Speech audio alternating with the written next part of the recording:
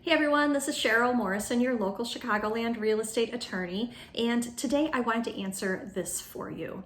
How accurate are Zillow estimates? Or any estimates really. I know that you can see estimates on realtor.com, I believe Redfin, Trulia. There's lots of websites where you can get a quick number on what your house might be worth, and frequently people are wondering how accurate these are, or they're relying on those numbers to help them make decisions.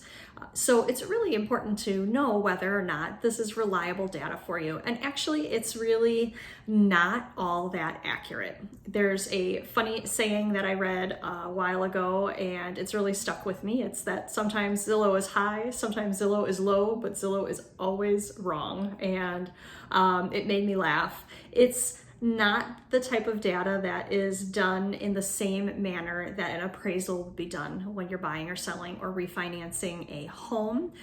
So it's just really doesn't have the level of detail that it needs in order to give you that accurate assessment of the value of your home. It doesn't know, the finishes that you have inside your home, how many bedrooms you have necessarily. Perhaps you've finished your basement, perhaps you have a pool in the backyard.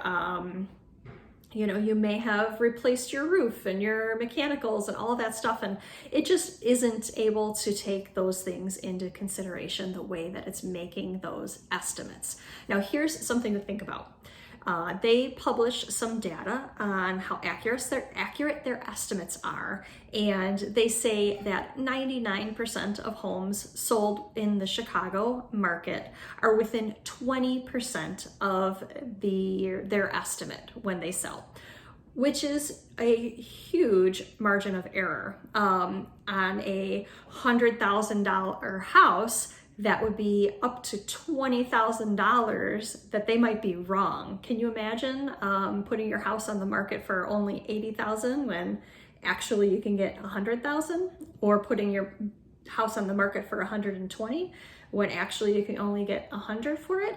That's a big margin of error. And a $200,000 home would be $40,000. They might be wrong.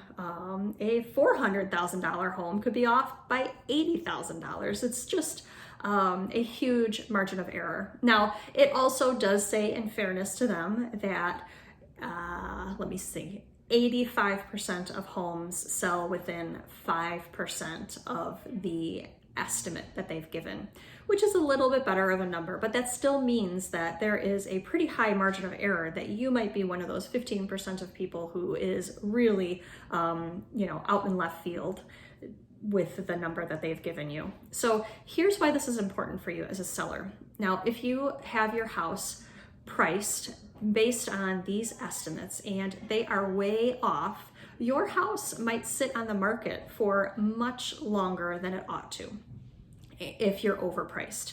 And the longer that your house sits on the market because it's overpriced, the more that it becomes a stigma. Why has this house sat on the market for so long?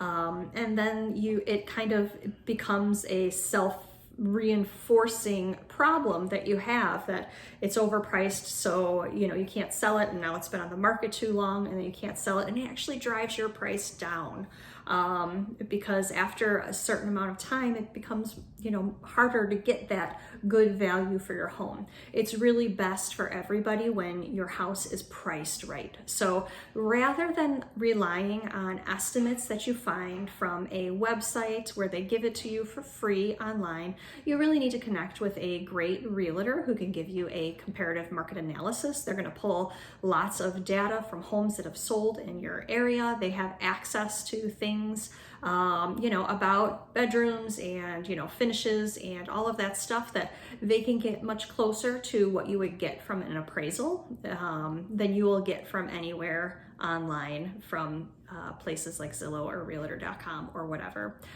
Your other alternative is to get an appraisal too. That's a separate discussion on whether or not you would want to do that.